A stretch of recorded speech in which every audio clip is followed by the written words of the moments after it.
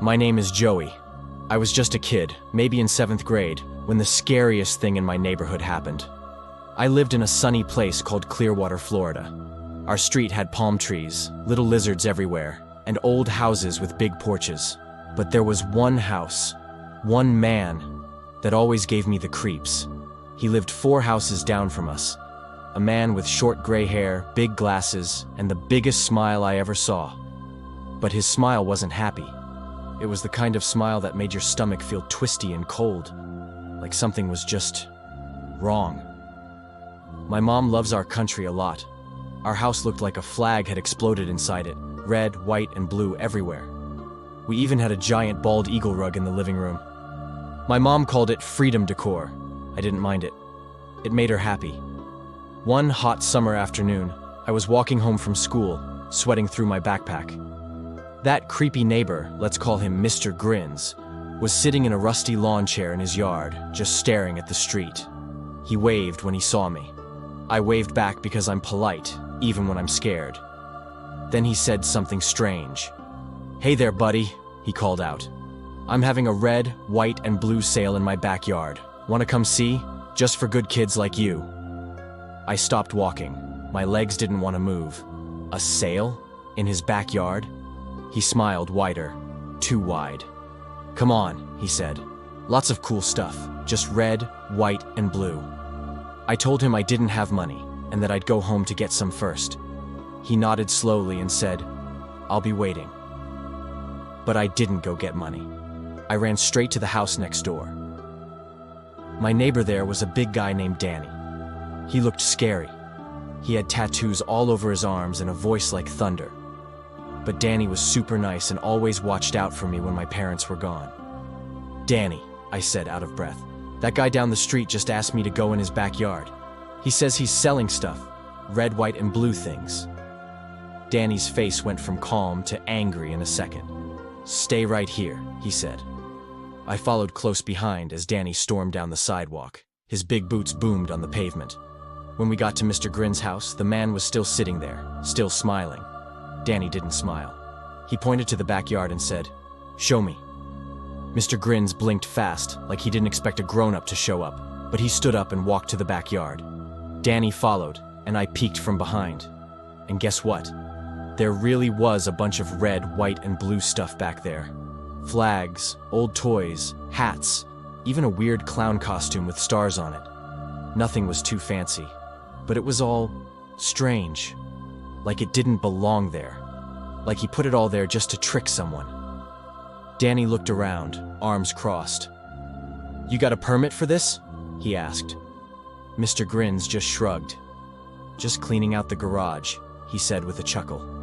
Trying to be neighborly. Danny didn't say anything else. He just stared at him for a long time. Then he told me to come home with him. We didn't talk about it again. But I never walked past that house alone again. 2 years went by. I almost forgot about the backyard sale. Mr. Grins still smiled too wide. Still waved at kids too much. But no one ever saw anyone buying anything from him. Then one night, police lights flashed all down the street. My mom looked out the window and gasped. "It's him," she whispered. They were at Mr. Grins' house. I peeked out the blinds. Cops were everywhere. One of them brought him out in handcuffs. His smile, gone. Later, my mom told me what happened. Mr. Grins had tried to trick a kid into going inside his house, just like he tried with me. Only this time the kid screamed and the police were called. He was taken away and never came back. I still walk by that old house sometimes. The windows are dark, the grass is tall. No one ever moved in. And sometimes, when the wind is just right, I swear I can still hear a voice whisper from behind the fence. "Want to see something red, white, and blue?" When I moved to my new house in Sleepy Hollow, New York, I just wanted to feel safe again. Something bad happened where I used to live, and I needed to run far, far away. I found a little home in a quiet place with tall trees and big yards. All the houses were far apart, which I liked. No noisy neighbors. But one house was way too close to mine. It was huge, like a castle almost, sitting too close, watching me like it had eyes. All the other neighbors were really nice. They smiled and had kids who played in the yard. I said hello to everyone, except the people next door. I don't know why, but I waited. Maybe I was scared. Maybe I knew something was wrong. One day I walked up to the big scary house and knocked on the door. It creaked open and a boy, answered. He looked even younger than me. His name was Cody. He smiled way too big and said, "Wow, someone from my decade," and laughed. I laughed too, but something about it felt weird. He said he lived alone in that giant house. Alone. That made no sense. Who lives all by themselves in a place that big? He told me he worked in finance, but he said it like a robot, with no emotion. I asked if we could hang out. He said, "Maybe another time," and looked over his shoulder like someone was watching. I went back home thinking it was strange, but I let it go. Weeks passed. Cody never came over. He never left his house. His car was always there. He never ordered food. He never turned on his lights. He was like a ghost. From my third-floor window, I could see his backyard while I worked. I didn't mean to spy, but I just couldn't help it. Then one night, everything changed. It was a Wednesday. I woke up at 3 a.m. That's the spooky hour, you know. There was loud music shaking the air. I looked outside and saw cars, so many cars, lined up in Cody's driveway. He was having a party, but something felt off. The lights in the house were too dim. The music was too loud, the kind of loud that makes your bones shake. I walked over to ask him to turn it down. When I knocked, no one answered. I tried again, still nothing. I looked at the door handle. It was unlocked. My heart went thump, thump, thump. I opened it and stepped inside. Right away, I saw shoes, dozens of pairs of shoes in the front hall. But the house was empty. No people, no laughter, no lights, no snacks or drinks, just that music. And then I realized it wasn't real music at all. It was a recording, a fake party. That's when I felt it, that bad feeling in your tummy, like you're about to see a monster. I crept through the house. I found a door. It was cracked open, and it led to the basement. My brain screamed, "Don't go down there!" But I did anyway. The stairs were creaky. The air smelled like bleach, like someone had tried to clean something very, very bad. There was a faint light coming from a room down there, and I heard a sound, grrr, whirr, like a saw. I peeked through the door. 3 men stood in the room. They were wearing big rubber gloves, goggles, and heavy work boots. They looked old, too old to be Cody's friends. They stared at something I couldn't see. I tried to back away, quietly. Then, the light dimmed. Someone had closed the door behind me. I ran up the stairs, through the house, out the door, and jumped my fence. I slipped into my own house and locked all the doors. My heart was pounding. I couldn't let them know I'd been inside. I couldn't let them know I saw anything. I crawled up to my office and looked out my window. Nothing at first. Then, boom! The front door to Cody's house burst open. 8 men ran out. They looked angry. They looked dangerous. But Cody wasn't with them. They searched the yard, the street, my house. But they didn't find me. They argued. They pushed each other. Then they all went back inside. The music stopped. The night swallowed them up. I didn't sleep. I just watched. In the morning, all the cars were gone. Cody's too. Days passed. Then weeks. No one came back. No one touched the packages on his doorstep. His grass grew long and wild like monster hair. I asked the neighbors, "Did you hear the party at Cody's house?"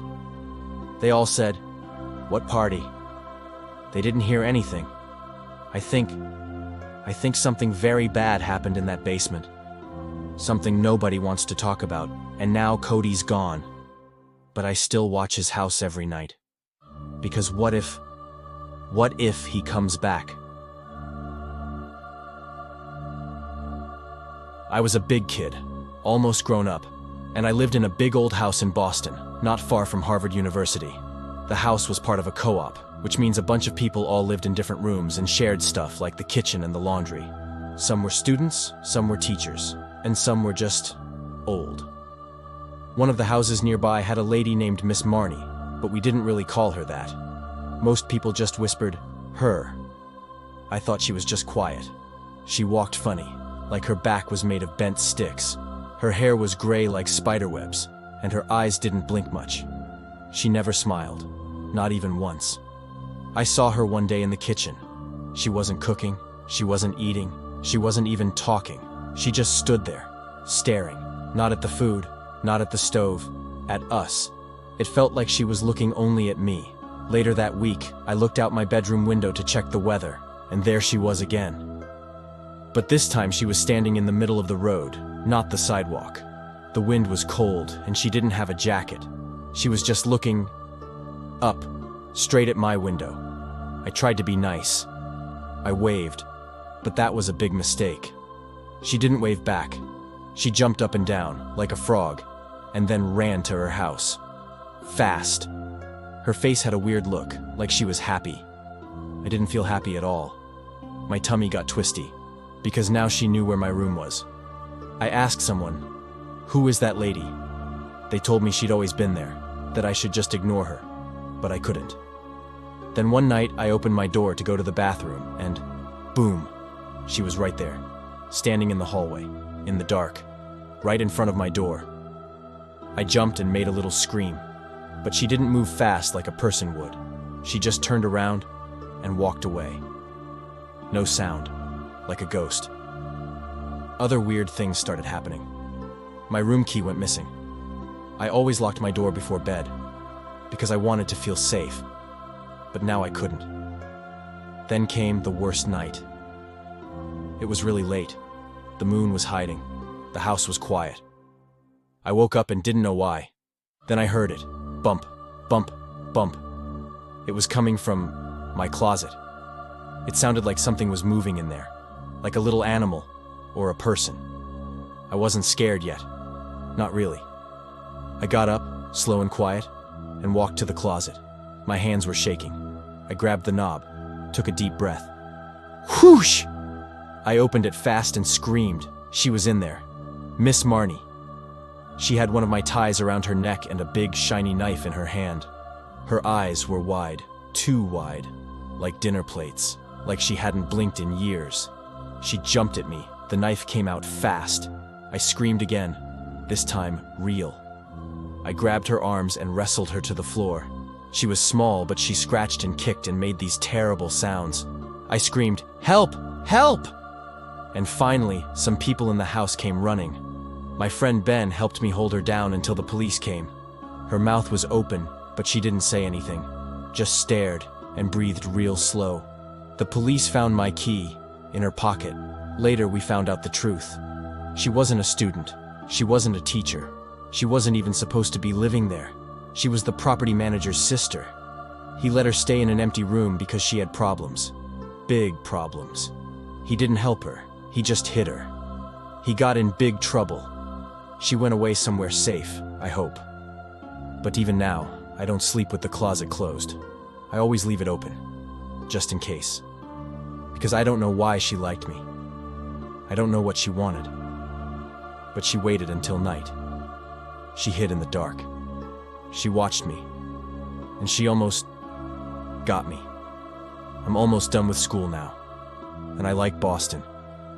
But I'll never walk past that old co-op again. Not ever. Not alone. Not at night. Hi there. My name is Grandma Lila, and I live in a quiet house in Charlotte, North Carolina. I like to sit on my front porch every day. I drink my tea, knit my scarves, and listen to the little birds sing. It's peaceful here. Or, at least it was. One day, a new boy moved into the house across the street. His name was Danny. He was young and smiled a lot. He wore shiny watches and had a car that sparkled like a diamond in the sun. Zoom, zoom, it would go. I liked Danny. He always waved and said, "Hi, Miss Lila," when he saw me. But then, she came. She drove a little white car. It made funny noises like it had a tummy ache. She had shiny yellow hair and wore clothes that looked like they were made for dolls. Too small, too sparkly. She'd visit when Danny wasn't home. She had a key, and she'd go inside all by herself. I asked my husband, "Benjamin, do you think that's okay?" He said, "Don't worry, honey. Young folks do things different now." But I knew something was wrong. One afternoon, I was watering my flowers when I heard screaming. I looked across the street, and there they were, Danny and the girl, yelling in the driveway. Her face looked like a red tomato, and her hands flew up like she wanted to throw something. Then she slammed the car door and zoomed away like a rocket. My tummy felt funny. A few days later, I saw her car again. Danny wasn't home. But there she was, going inside. Then again, and again. Something inside me said, "Watch her." So I did. That night, something terrible happened. It was very, very late. The stars were asleep. Benjamin and I were too. But then we heard it. Woo, woo, woo! Bright red and blue lights flashed through the windows. "Benjamin, wake up!" I yelled. We ran outside in our pajamas. There were police everywhere. An ambulance too. Danny's house was covered in flashing lights. And then, they brought her out. The girl with the yellow hair. She was wearing handcuffs. Her face looked like ice. No smiles, no frowns. Just a blank, scary stare. Like a doll. Then they rolled Danny out on a bed with wheels. He was covered in blood. I gasped and covered my mouth. Oh my stars! We didn't see him for a whole week. When he came back, Benjamin and I walked over with warm cookies and tea. Danny looked pale and shaky, but he let us in. Then, he told us the truth. She wasn't my girlfriend, he said. She tricked me. She had taken his house key and made a copy without asking. She would come when he was gone. She even put tiny hidden cameras in his bedroom. She watched him every single night. That's how she knew everything, he said. He tried to tell her he didn't want to see her anymore, but she got angry. She screamed. She watched him on her phone using some scary tracking app. Then one night, she came back with a knife. Danny was asleep when he heard the door creak open. Creak. Then he heard footsteps. Tip, tap, tip, tap. They came closer and closer. When he opened his eyes, she was standing above him holding a big silver knife. "I don't want you to leave me," she said. Danny fought her off. He kicked and screamed and shouted. She cut his arm, but he finally got away and called the police. "She wanted to hurt me," he whispered. "Maybe worse." He moved out the next week, packed up and left. Said he didn't feel safe anymore. Said the girl had lots of scary friends and didn't want them to know where he lived. I never saw him again. But sometimes, late at night, I see that white car driving slowly down the road, and I hide behind my curtain, just in case. I lived in a tiny house on a quiet street in Salem, Massachusetts. That's a place where spooky things have happened before. Long, long ago. People say witches lived there once. I didn't know much about that, but I knew one thing for sure. Something very, very strange was going on across the road. Right across the street lived a lady named Miss Greta and her little girl. The girl never smiled, not once.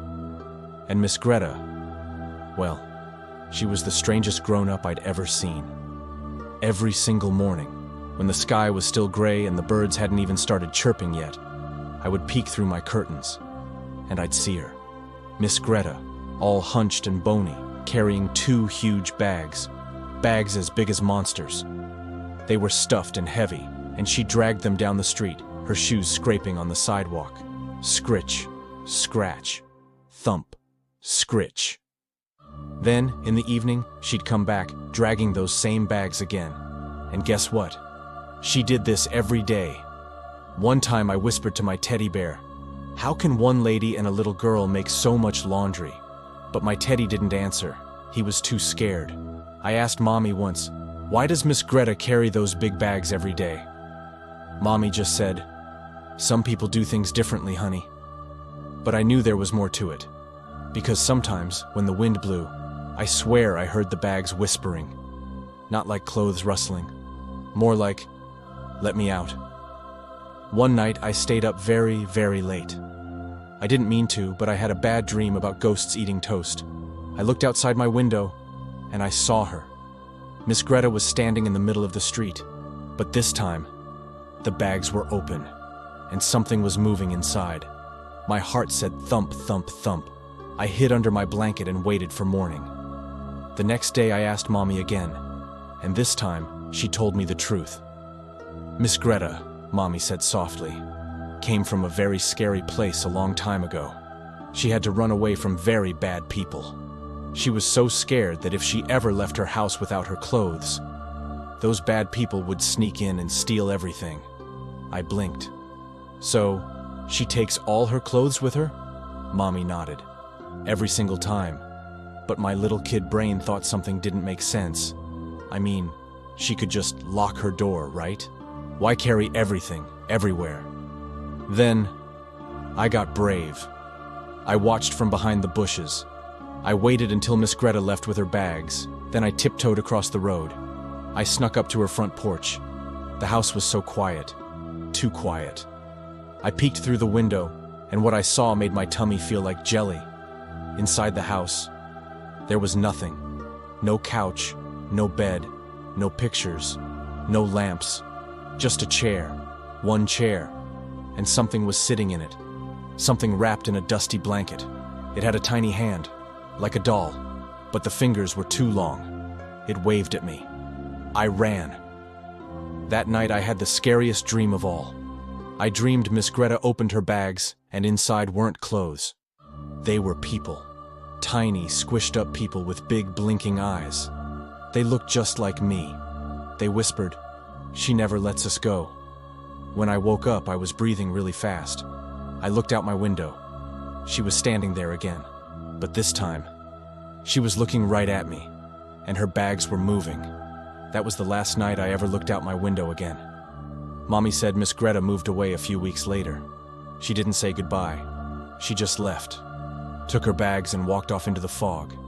But sometimes, just sometimes, when it's really quiet and the wind is cold, I still hear that sound. Scritch, scratch, thump. And I wonder, did she ever let them out?